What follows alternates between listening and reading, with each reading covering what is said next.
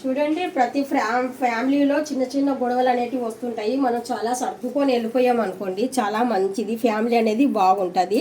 పెద్ద మాటకి చిన్న మాటకి మనము పెద్దవాళ్ళము గొడవ ఆడుతుంటే ఇంకా చిన్నపిల్లలు అనేటోళ్ళు చాలా డిస్టర్బ్ అనేది బాగా వాళ్ళకు వచ్చేస్తుంటుంది అనమాట. ఎప్పుడైనా కానీ సరే ప్రతి ఇంట్లో మీరు బాగా గమనించండి, అందరూ బాగున్నారు మనమే బాగాలేము అనుకుంటారు. అలా కాదు, అది నిజమే కాదు. ప్రతి ఇంట్లో సమస్య అనేది ఉంటుంది. సమస్య లేని ఇంట్లో అది అస్సలు ఉండదండి. కాకపోతే ఒకటే సీక్రెట్, మన ఫ్యామిలీలో ఏం జరుగుతుంది ఏంటి అనేది బయట వాళ్ళకు మనం పదే పదే చెప్పకూడదు. చెప్తే కనుక ఏమవుతుంది, చులకనం అయిపోతాం అనమాట. వాళ్ళ ఇంట్లో కూడా సేమ్ సిచ్యువేషన్ ఉంటుంది, అటుపక్క వాళ్ళ ఇంట్లో కూడా సేమ్ సిచ్యువేషన్ ఉంటుంది. అలాగే అందుకనేసి ఎప్పుడైనా కానీ సరే మన గురించి తక్కువ చేసి ఎక్కడ మాట్లాడుకోకండి. మన గురించి మనం తక్కువ చేసి మాట్లాడుకుంటే కనుక చిన్న చూపుగా చూస్తారు ఎప్పుడైనా కానీ సరే. అటుపక్క వాళ్ళు ఏం చెప్తున్నారు అనేది మనం ఆలోచించమనుకోండి, మన ఇంట్లో ఉన్న సమస్య ఆవుగింజంతనే. వాళ్ళ సమస్యల నుంచి మనము పోల్చుకుంటే కనుక చాలా చిన్నదనమాట.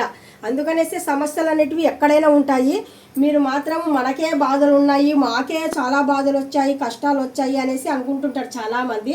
అలాగే ఎప్పుడుగా ఒంటరిగా ఉన్నప్పుడు ఎప్పుడైనా కానీ సరే మంచి సాంగ్స్ కానీ లేదంటే కనుక ఏమైనా పుస్తకాలు తీసుకొని చదువుకోవడం కానీ అలాగా చూస్తూ ఉండండి. కొద్దిగా బాగా ధైర్యం తెచ్చుకొని ఉండండి. మీ మటుకు మీరు ఒంటరితనం అనేది ఒక్కసారి బాగా అలవాటు చేసుకున్నారనుకోండి, ఇంకా మంచిది. ఎందుకంటే ఇంకా మనం నలుగురిలో ఉండి ఒకసారికి మనం ఒంటరితనం అయ్యామనుకోండి, చాలా ఫీల్గా చాలా బాధగా ఉంటుంది కదా. అలాగా లేకుండా ఏం చేస్తారో తెలుసా, మీరు ఒంటరితనం కూడా ఒక్కొక్కసారి అలవాటు చేసుకుంటే అది మనకి బలం.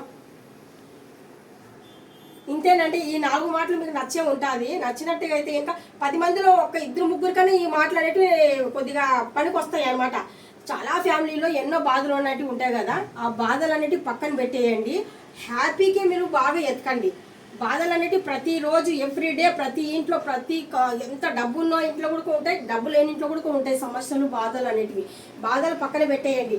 ఇంకొకటి మెయిన్ పాయింట్ ఏంటంటే కనుక మీ ఇంట్లో ఏం జరిగినా కానీ సరే ఇరుగింటికి పొరుగింటికి ఫ్రెండ్స్కి అస్సలు షేర్ చేయొద్దు. ఏ బాధ ఉన్నా కానీ సరే నీలోనే పెట్టుకో. ఆ బాధని నువ్వు పక్కన పెట్టేసి ధైర్యం తెచ్చుకోవడం నేర్చుకోవాలా.